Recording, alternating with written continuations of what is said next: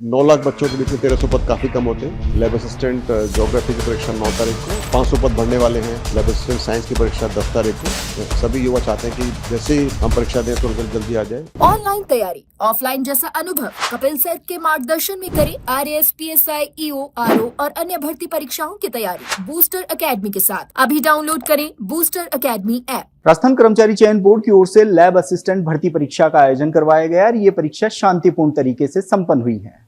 परीक्षा में बम्पर उपस्थिति रही है। अब अभ्यर्थियों के कई सवाल हैं, उनके जवाब हम जानने बोर्ड अध्यक्ष मेजर जनरल आलोक राज जी के पास आए हैं। सबसे पहले जानेंगे परीक्षा के आयोजन को लेकर। सर, इतनी बड़ी भर्ती परीक्षा, पद कम थे लेकिन बम्पर उपस्थिति रही। नमस्कार, जय हिंद। हाँ, ये 9 और 10 मई को परीक्षा हुई थी। लैब असिस्टेंट ज्योग्राफी की परीक्षा 9 तारीख को और लैब असिस्टेंट साइंस की परीक्षा 10 तारीख को, जो कि 2 पारियों में हुई थी। और लैब असिस्टेंट ज्योग्राफी के अंदर लगभग 76% के आसपास उपस्थिति थी और साइंस के अंदर मेरे 72 के आसपास उपस्थिति थी। तो ये काफ़ी उम्मीद से बहुत ज़्यादा अच्छी उपस्थिति थी। हालांकि पद इसमें लगभग सब मिला के शायद अभी बढ़ने के बाद 500 पद बढ़ने वाले हैं लैब असिस्टेंट साइंस में, तो सबको मिला के लगभग 1300 पद हो जाएंगे। तो आप देखें तो 9 लाख बच्चों के बीच में 1300 पद काफ़ी कम होते हैं, मगर जो स्थिति है वो है। उसके बावजूद भी बच्चों ने बहुत जिम्मेवारी से परीक्षा दी और सभी परीक्षाएं, तीनों परीक्षा जो हुई थी 9 मई को 1 पेपर और 10 मई को 2 पेपर बहुत शांतिपूर्ण तरीके से हुए।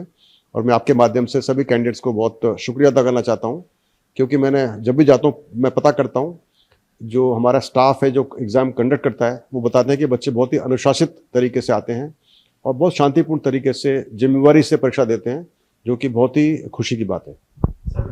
अब इस भर्ती पर आगे क्या आपत्तियों पर, आंसर की आपत्तियां, इन पर क्या कुछ रहे? नहीं, अभी लैब असिस्टेंट की परीक्षा की ज्योग्राफी और इसकी तो टाइम लगेगा, क्योंकि अभी प्रक्रिया शुरू होती है। RPSC के अंदर लगभग वो कोशिश करते हैं कि परीक्षा के 2-3 दिन में वो प्राइमरी की जारी कर देते हैं। उनकी थोड़ी टेक्निक, उनकी पद्धति, उनकी जो प्रोसीजर अलग है। हमारे में वक्त लगता है। तो हम अभी आज ही हमने बोर्ड ने जो मीटिंग हुई है उसके अंदर हमने सुपरवाइजर एग्रीकल्चर यानी कृषि पर्यवेक्षक की जो परीक्षा हुई थी 18 अप्रैल को, उसकी कुंजी का प्राइमरी की का अनुमोदन आज किया है और वो हम जारी करेंगे कल परसों के अंदर। और लेकिन लैब असिस्टेंट परीक्षा की जो प्राइमरी की है उसमें थोड़ा वक्त लगेगा, क्योंकि की हमारे पास होती है मगर हम उसकी को वैलिडेट करते हैं। हमारे पास की है, सभी परीक्षाओं की होती है, लेकिन उसको वैलिडेट करते हैं और उसको वैलिडेशन में टाइम लगता है। तो हम चाहते हैं कि जब भी हम जारी करें वो की सही हो, उसमें कमियां ना हो।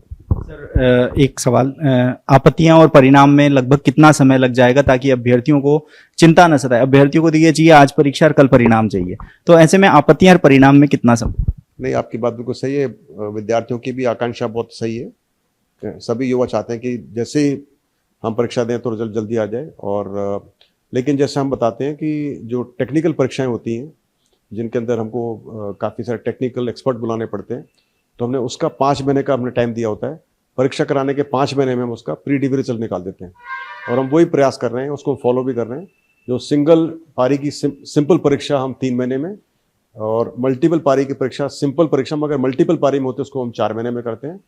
और जो परीक्षा जैसे जूनियर इंस्ट्रक्टर है, जूनियर इंजीनियर है, लैब असिस्टेंट है, या ये L1 L2 ये सब टेक्निकल परीक्षाएं होती हैं, इनके लिए हमको 5 महीने का वक्त हमने दिया होता है हमारे कैलेंडर में।